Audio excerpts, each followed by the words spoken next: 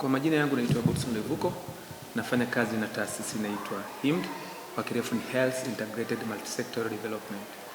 Mbele yenu nipo na mdoli ambaye anaonyesha madhara yanayopatikana kutokana na ukeketaji. Na kipande cha kwanza hichi hapa ambacho kinaonyesha ni jinsi gani mwanamke akizaliwa sehemu yake ya uke inakuwa. Kwa maana ya kwamba ina sehemu ya juu ya uke na mashavu ya nje na mashavu ya ndani, na kila kiungo kina kazi yake, ambapo sehemu ya juu ya mwanamke ambayo inaitwa kinembe ina kazi ya kuzalisha ute ambao unaweza kusaidia kutunza vile via vya uzazi na pia kumsaidia mwanamke wakati wa kujifungua kwenye tendo la kusinyaa na kutanuka kwa mashavu. Lakini mashavu pia ya ndani na nje yanasaidia kutunza sehemu za siri za mwanamke, lakini pia kumsaidia mwanamke wakati wa kujifungua, kitendo ambacho wakati mtoto anatoka kunafunuka na wakati mtoto ameshatoka kunafunga. Na hapa naonyesha aina ya kwanza ya ukeketaji, ambapo inaonekana sehemu ya juu ya mwanamke imeondolewa, yaani kinembe, kwamba wanaondoa kinembe kwa kuamini kwamba mwanamke mwenye kinembe huwa ni mchafu, kwa sababu kinembe kina kazi ya kuweza kuzalisha ule ute unaotunza sehemu za siri za mwanamke, lakini kumwezesha mwanamke kujisikia pia raha wakati wa kufanya tendo la ndoa. Hivyo basi wanaamini kwamba wakimuondolea mwanamke sehemu ya juu, mwanamke anakuwa msafi. Kwa hii ni aina ya kwanza ya ukeketaji. Aina ya pili ya ukeketaji ni hii hapa, ambapo kwa kizungu inaitwa excision, ambapo wanaondoa sehemu ya juu ya mwanamke, wanaondoa mashavu ya ndani na mashavu ya nje, kisha wanamuacha mwanamke akiwa katika hali hii. Na hapo unajaribu kufikiria kwamba mwanamke hapa hawezi kufurahia tendo la ndoa wala hawezi kufanya majukumu yake ya uzazi wakati wa kujifungua salama, kwamba kutatokea changamoto mbalimbali. Na kitendo hichi kimekuwa kinafanywa na Magharibi, lakini pia wakati mwingine wanashirikiana na wale wakunga wa jadi.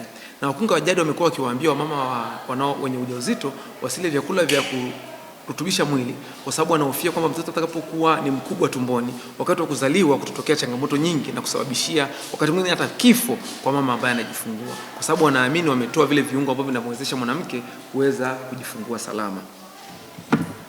Aina ya tatu ya ukeketaji ni hii hapa, ambayo kwa kizungu inaitwa infibulation, ambapo wanaondoa sehemu ya juu ya mwanamke, wanaondoa mashavu ya nje na ndani, kisha wanashona sehemu ya uke, wanabakiza eneo dogo kwa ajili ya siku zake, lakini kwa ajili ya mkojo. Na ukeketaji huu umekuwa mara nyingi haufanyiki hapa nchini kwetu, unafanyika katika nchi za Somalia, Eritrea, Sudan na Ethiopia, ambapo mwanaume anafundishwa na mkunga au na ngariba namna ya kumshona mwanamke pindi mwanaume anaposafiri, ili mwanamke wake aamini kwamba hatakuwa na mahusiano na mtu mwingine. Anamshona sehemu ya uke na kubakiza eneo dogo kwa ajili ya mkojo na hezi. Na mwanaume atakaporudi atafunua hapa, atasubiri kidonda kipone, wataendelea na tendo la ndoa, na pindi anapotaka tena kusafiri atafanya kitendo kile kile cha kushona. Na hapa tutaona madhara makubwa yanayotokana baada ya kufanyiwa ukeketaji. Mbele yako unapoona ni mwanamke ambaye amefanyiwa ukeketaji, ambapo ana changamoto ya kupata tezi. Kama tukiangalia katika jamii zetu, kuna wanawake ambao unakuta ametoga sikio na nyuma ametoka na tezi. Ni sawa sana na mwanamke ambaye amefanyiwa ukeketaji na amepata changamoto ya kupata tezi katika sehemu zake za siri. Na hapa tunaona ni namna gani mwanamke ambaye anakuwa hajafanyiwa ukeketaji anapoonekana wakati wa kujifungua. Hichi kipande kinaonyesha jinsi gani mwanamke aliyekamilika anapojifungua, kwamba hapa ni kichwa cha mtoto anapojitahidi kutoka nje, kwamba kama hajafanywa ukeketaji mwanamke huyu atajifungua salama, na kwa sababu via vyake vyote vya uzazi vinafanya kazi ambayo inamwezesha kujifungua salama.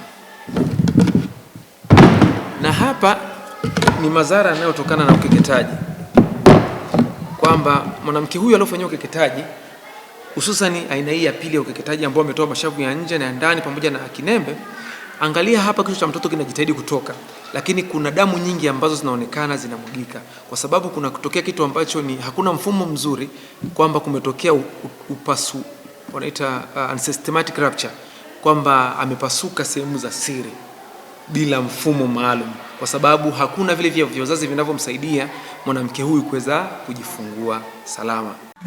Irunde Report tunapaza sauti kutoka milimani hadi kwenye miji. Tunaelimisha, tunahabarisha, sauti za wanyonge sasa zasikika. Tunaunganisha taifa na viongozi kwa maendeleo ya kweli Tanzania.